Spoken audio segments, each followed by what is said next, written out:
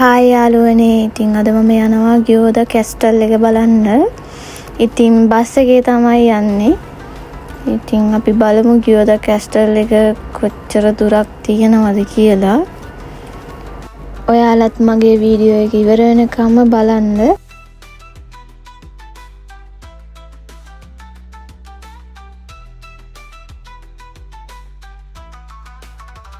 Bus එකෙත් සෙනග නෑ. අද දෙන්නයි ඉන්නේ, මමයි තව එක්කෙනා ඉන්නේ. ඉතින් අපි බලමු කොහොමද ගියෝදා කැස්ටල් එක තියෙන්නේ කියලා.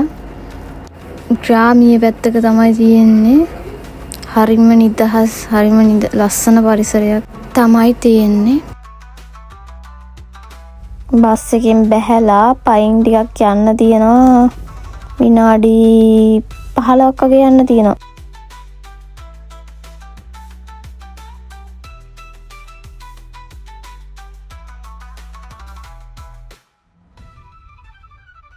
ඉතින් අර ඈතින් පේන්නේ කැස්ටල් එක. දැන් මම යන්න හදන්නේ. ඉතින් අද ඉතින් පාරේ කවුරුත් නැහැ. මේ හරි නිදහසේ යනවා ඉතින්.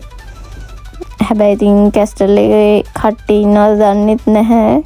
සෙනග ඉන්නවද දන්නේ නැහැ. අද ඉතින් නිවාඩු දවසක් නිසා සමහර විට ඇති.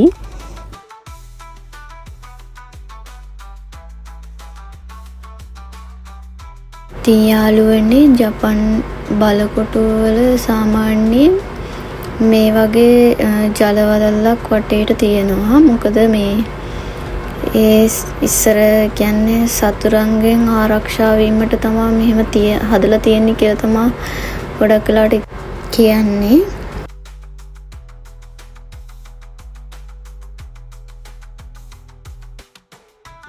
ඇත්තටම කැස්ටල් එක වටේට හරිම ලස්සනයි.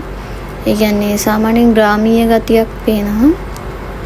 මේ හරිම නිදහස්. හැබැයි කවුරුත්ම නැහැ පේන්න ගොඩක් වෙලාවට.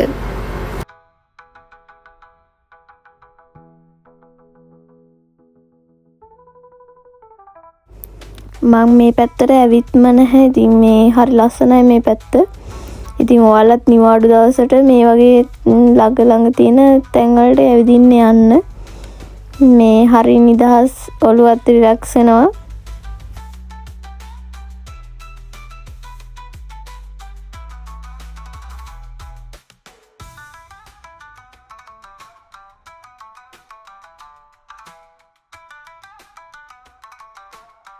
මේක තමයි ඕෂි කැස්ටල් එකේ ඇතුළට යන පාලම. මේකත් යන්නේ අර ජල, කියන්නේ අර වටේට තියෙන ජල වලල්ල හරහා තමයි යන්නේ. වාව්, ලස්සන මාළු ඉන්නවා. ඇත්තටම මම දන්නේ නැහැ මේ මාළුන්ට කෑම දානවා ඇති සමහර විට.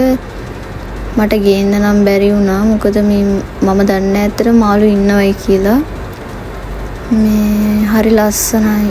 ගොඩක් ඉන්නවා.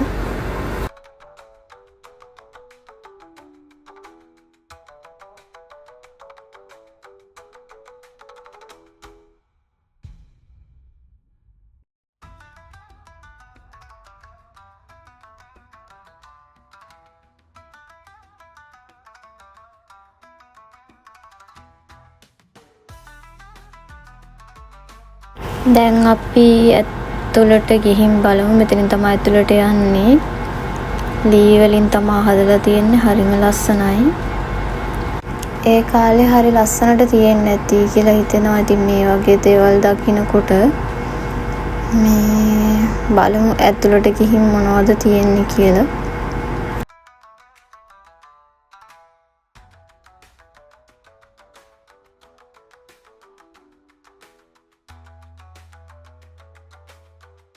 ජපානයේ මේ වගේ තැන් වලට යනකොට මෙන්න මේ වගේ සාම්ප්‍රදායික වගසා කඩදාසි කුඩ මේ ප්‍රදර්ශනයක් අනිවාර්යයෙන්ම තියෙනවා. අන්නේ ටුවරිස්ලාවම මේ කියන්නේ මේ ඉස්සරහට ඉලා ෆොටෝස් එහෙම ගන්නවා. ඒක නිසා ගොඩක් ප්‍රසිද්ධයි. අර ජපානයේ සංස්කෘතියත් එක්ක බැඳුණු ඒ කියන්නේ කලාත්මක උරුමයක් කියලා කියනවා මේක ඇත්තටම.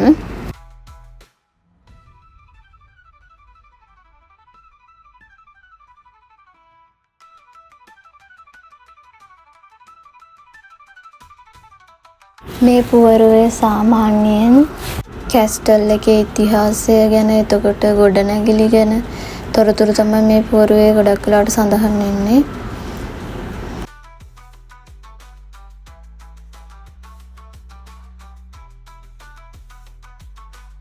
මේ තියෙන්නේ නම් කැස්ටල් එකේ උද්‍යානය, කියන්නේ වටේටම තියෙන්නේ උද්‍යානය තමයි. ඉතින් ලස්සනයි.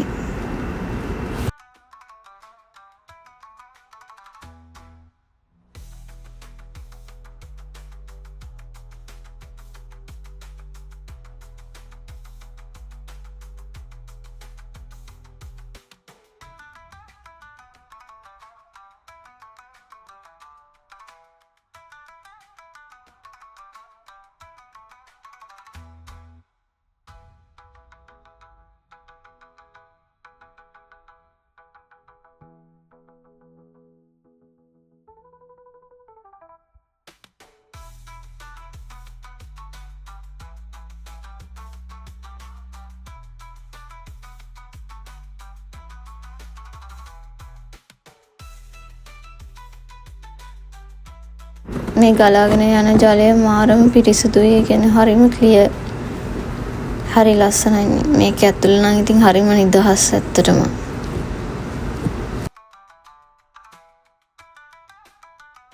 මේ තියෙන්නේ ඒ කාලේ, කියන්නේ පාරිමාර්ග තාක්ෂණය වෙන්නේ නැති හරි ලස්සනයි. ඉතින් වතුර නම් මාරම පිරිසුදුයි.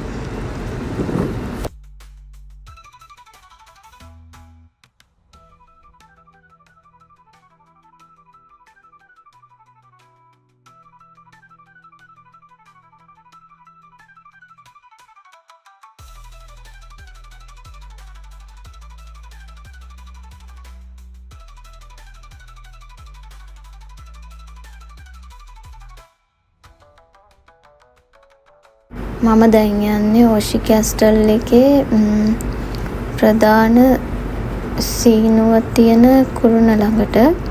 ඉතින් මේ කුළුණ පාවිච්චි කරලා තමයි ඉතා පැරණි අතීතේ, කියන්නේ වෙලාව අවශ්‍ය පණිවිඩ එහෙම දැනුම් දෙන්නේ. ඒකේ සීනුවක් තියෙනවා. හරි ලස්සනයි. ලී වලින් තමයි ඔක්කොම හදලා තියෙන්නේ.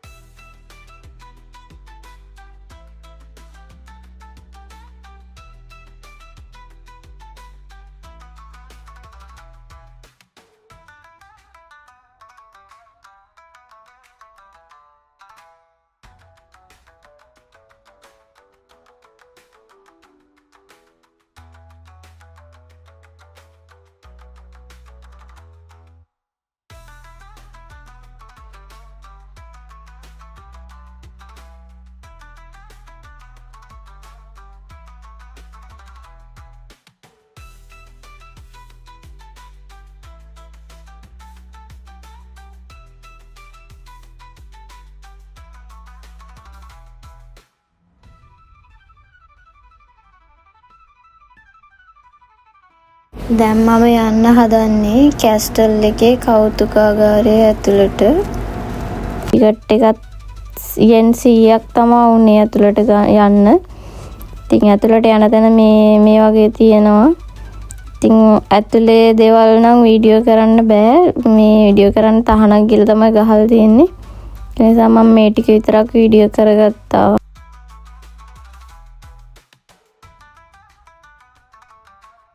මෙතනින් ඇතුළට ගියාට පස්සේ වීඩියෝ කරන්න බෑ. මං ඉතින් මේක නම් මම මේ එන තැන තිබ්බ ටිකක් තමයි වීඩියෝ කරගත්තේ. මේ තමයි ජපානයේ සමුරායි සෙබළුන්, ඒ කියන්නේ පාවිච්චි කරපු යුද ඇඳුම්. මේ ඒවා තමයි මේ තියලා තියෙන්නේ. මේ ආරක්ෂක කියන්නේ ඇඳුම්, කියන්නේ තමන්ගේ සිරුර ආරක්ෂා වෙන්න තමයි පාවිච්චි කරා කියලා කියන්නේ. කියන්නේ ජපානයේ කියන්නේ සමුරායි සංස්කෘතියේ මේ වැදගත්ම සංකේතය කියලා තමයි මෙයාලා හඳුන්වන්නේ මේවා.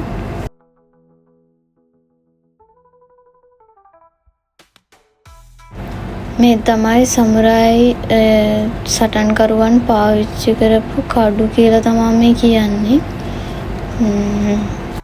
මේවා ඉතින් සමුරායි සංස්කෘතියේ වැදගත්ම සංකේත කියලාත් මෙයාලා කියනවා. මේ ප්‍රදර්ශනය කරලා තියෙන්නේ ඒ කාලේ සමුරායි සටන්කරුවෙක් පාවිච්චි කරපු ඇඳුම්. මේ ඒවා තාම දීලා තියෙනවා ඉතින්.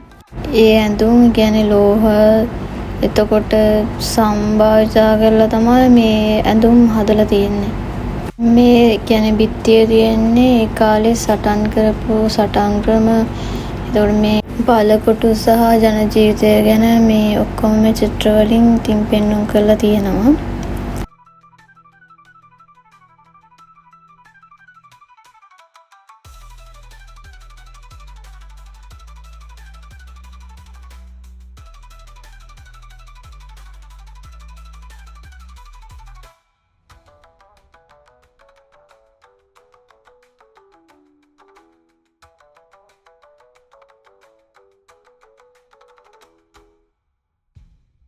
යාළුවනේ දැන් මම කෞතුකාගාරෙන් එළියට ආවා. ඉතින් දැන් බලකොටුවේ වටේට ඇවිදගෙන යනවා.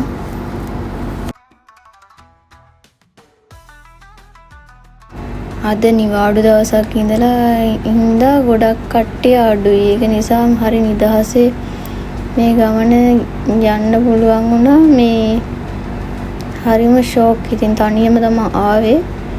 තනියම ඉතින් මේ වගේ තැන්වල ඇවිදිනවා කියන්නේ මේ හරිම මේ නිදහස් ඇත්තටම.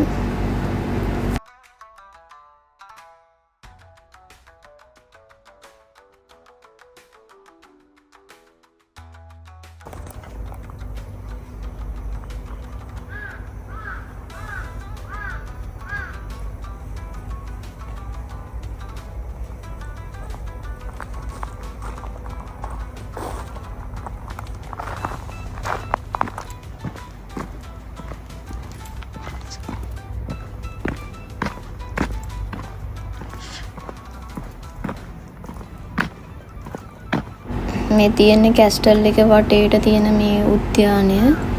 මේ මෙතනින් තමයි ඔය වටේටම යන්න පුළුවන් මේ කැස්ටල් එකේ. හරිම ලස්සනයි, හරිම නිදහස්, හරිම ෂෝක් පරිසරයක් තියෙන්නේ. ගොඩක් මේ ටුවරිස්ලා හැම මෙහෙට එනවා.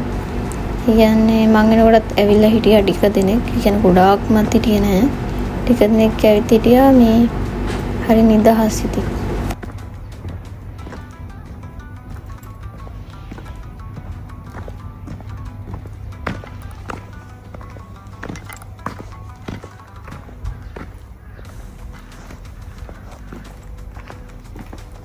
මේ තමයි කැස්ටල් එකෙන් එළියට යන දොරටුව. ඉතින් දැන් මෙතනින් එළියට ගිහින් තව තියෙනවා අර පැත්තේ කියන්නේ බලන්න. මේ හරිම නිදහස්. ඉතින් ඔයාලටත් නිවාඩු පාඩු වෙලාවට මේ වගේ තැන් වලට එන්න හරිම ලස්සනයි.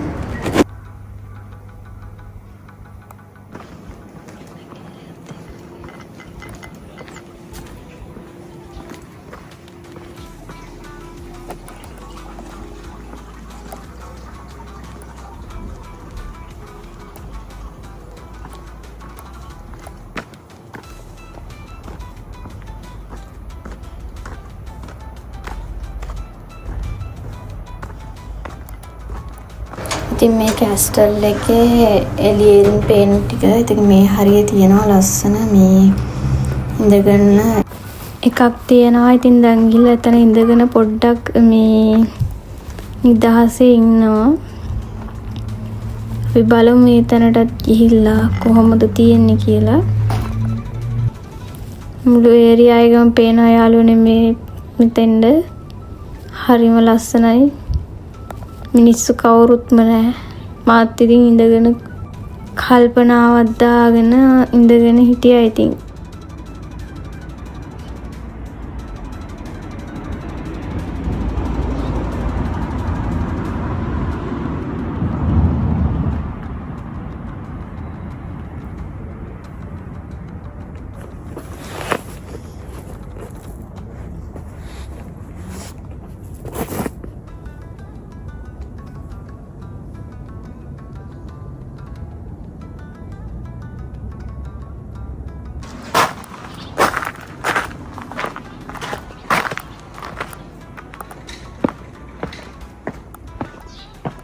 දැන් මෙතනින් යන්න හදන්නේ.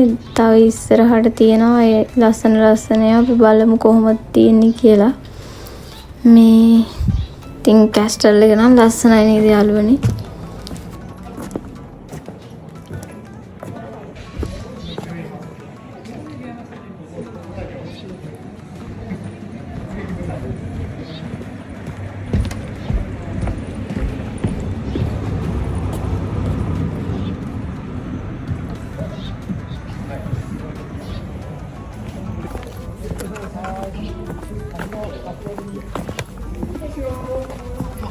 අද කට්ටියත් දැන් මේ වෙලාවටත් එන කට්ටිය ගොඩක් ඉන්නවා මේ කැස්ටල් එක බලන්න. අද නිවාඩුනේ මේ ගොඩක් අය එනවා ඉතින්.